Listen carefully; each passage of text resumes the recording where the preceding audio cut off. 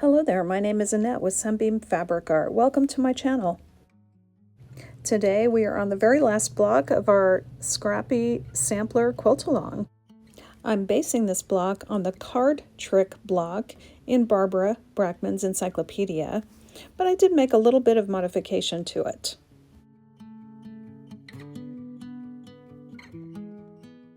I only wanted to use 3 different fabrics, a light, a dark, and a medium, and I also decided I didn't want to do the hourglass block in the middle, so I'm just using a solid for that.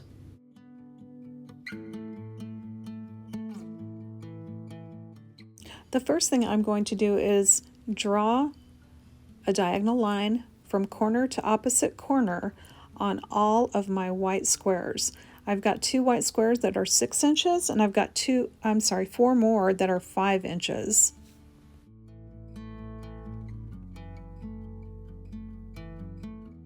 Next, I'm going to make all my half square triangles. I'm matching up to start with a white square, putting it right sides together with one of my medium squares, and I am going to stitch about 1/4 inch away from the line on both sides of the line.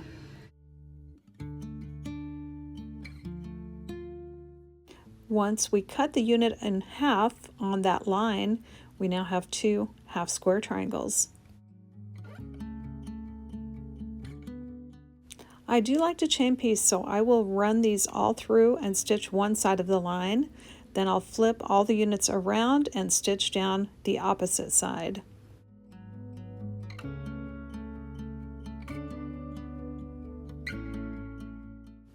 I pressed all my half square triangles flat.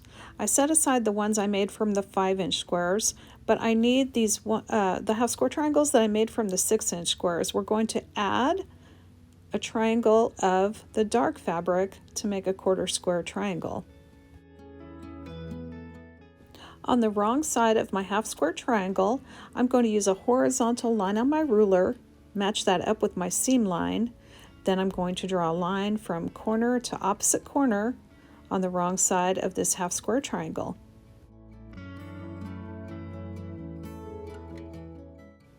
Next, I'm going to place that unit together, right sides together, with a dark 5-inch square.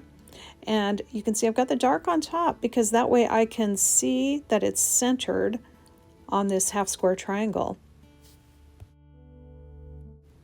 Now I'm going to stitch both sides of that line, cut these units apart, and then press them flat.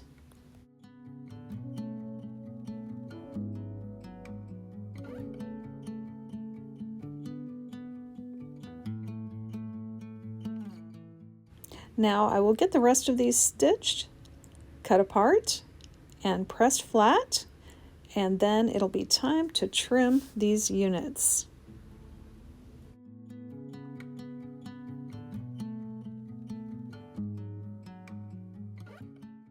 I'm going to start with these quarter square triangles.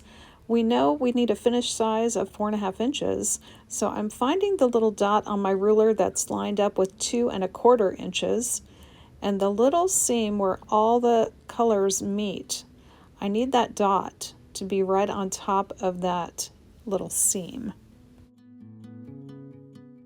I'm also using the diagonal line on my ruler to line up with one of the seams. I trim the right and the top, flip this around the opposite side, then I just have to line up the 4½ on the left and the bottom, along with that diagonal line, and trim the other 2 sides.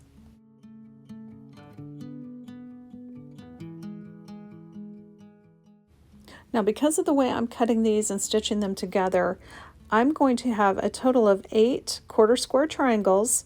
4 will match, 4 will be slightly different. You can see the medium and the lights are opposite on these 2 little units. Since I'm just making a sampler quilt, it is okay with me if my 2 blocks here are slightly different.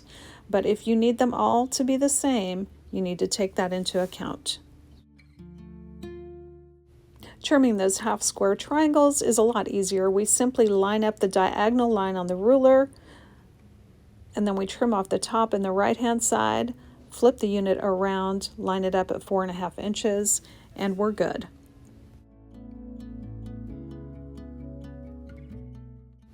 With all the blocks trimmed to 4.5 inches, it's time to lay out my blocks. And I'm using my little pencil drawing because I'm making it just a little bit differently than the book.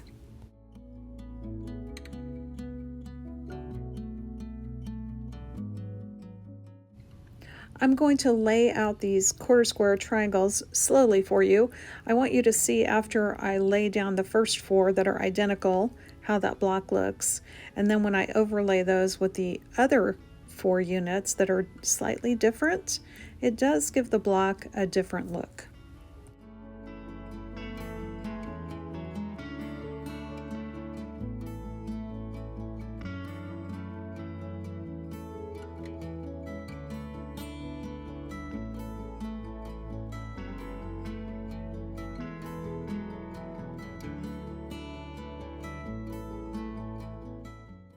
Now it's time to stitch rows together. I take the top row first, take the 2 leftmost units, stitch those together, and I keep chain piecing those 2 leftmost units. Then I put those 2 back where I got them from once they're stitched together. Then I go through and chain again, just adding that 3rd unit to the row. Next, I will take row 1 and row 2. I will clip those together. Since there are 3 units per row, there are only 2 seams I need to match. And then I go ahead and clip on row 3 as well before I stitch this block together.